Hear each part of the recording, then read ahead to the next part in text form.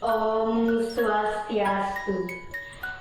Perkenalkan, nama saya Nima Deriska Desiatari, absen 29, kelas 10 IPS 1. Di sini saya akan memberikan pendapat saya terkait permasalahan yang diberikan oleh Bapak Igede Okto Saputra selaku guru PPKN di kelas 10 IPS 1. Submateri yang pertama yaitu sistem pembagian kekuasaan negara. Permasalahan yang terkait yaitu dampak positif dan negatif dari otonomi daerah. Nah, pendapat saya mengenai permasalahan tersebut yaitu pertama-tama saya akan menjelaskan apa itu otonomi daerah. Otonomi daerah adalah hak, wewenang, dan kewajiban daerah otonom untuk mengatur dan mengurus sendiri urusan pemerintah dan kepentingan masyarakat setempat sesuai dengan peraturan perundang-undangan.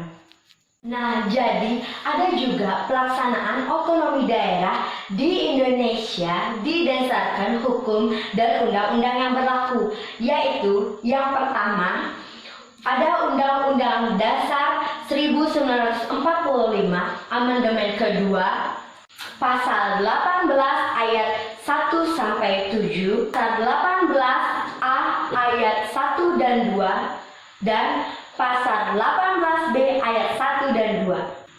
Kedua, ketetapan MPR Republik Indonesia nomor 15 MPR tahun 1998.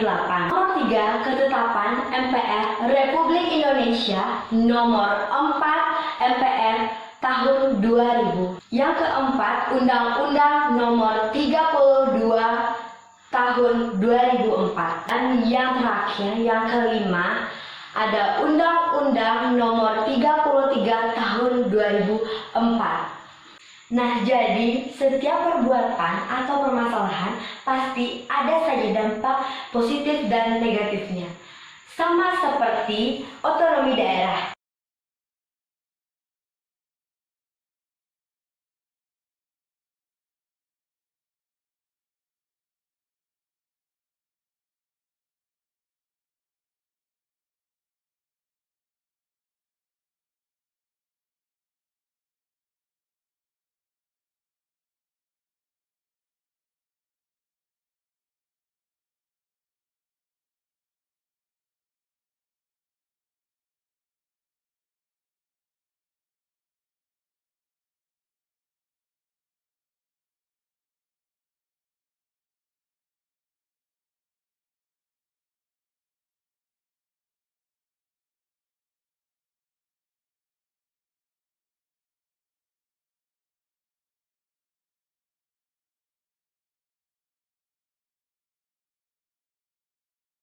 Submateri yang kedua ada kedudukan dan fungsi Kementerian Negara Republik Indonesia.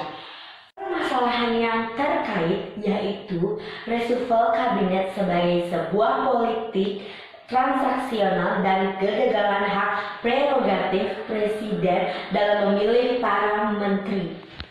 Nah, menurut pendapat saya terkait permasalahan tersebut yaitu seperti contohnya Bapak Presiden Joko Widodo tidak memilih kembali Ibu Susi Pujiastuti sebagai Menteri Kelautan dan Perikanan dalam periode kedua ini. Namun Bapak Joko Widodo memilih Bapak Edi Prabowo sebagai Menteri Kelautan dan Perikanan. Selama Bapak Edi Prabowo menjalankan tugasnya, tidak ada program kerja yang menjadi terobosan dan bermanfaat untuk nelayan tradisional dan masyarakat pesisir. Padahal Ibu Susi Pujiastuti memiliki berbagai gebrakan dan prestasi. Sejak menjabat, Ibu Susi konsisten memerangi pencurian ikan oleh kapal-kapal asing di Laut Indonesia. Sepanjang 2016 saja ada 236 kapal pencuri ikan yang ditenggelamkan oleh Ibu Susi. Keberanian pertanyaannya mengundang decak kagum dan menginspirasi banyak orang, sehingga Ibu Susi Pujiastuti idola terbaru di seluruh masyarakat Indonesia karena kinerjanya. Tapi secara pembangunan infrastruktur di sektor perikanan, Ibu Pujiastuti disebut gagal sehingga terjadi gap antara satu daerah dengan daerah lainnya. Daerah yang banyak ikan tidak bisa menjual ikan ke daerah yang kurang ikan. Hal tersebut menjadikan tidak sejahtera.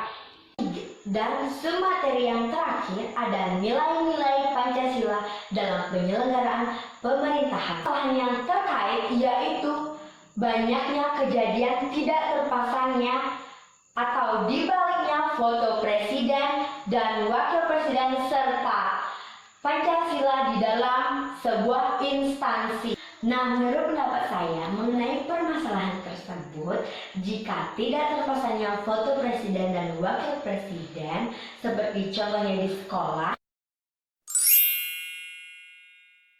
Nah, menurut pendapat saya, foto presiden dan wakil presiden tetap harus dipasang.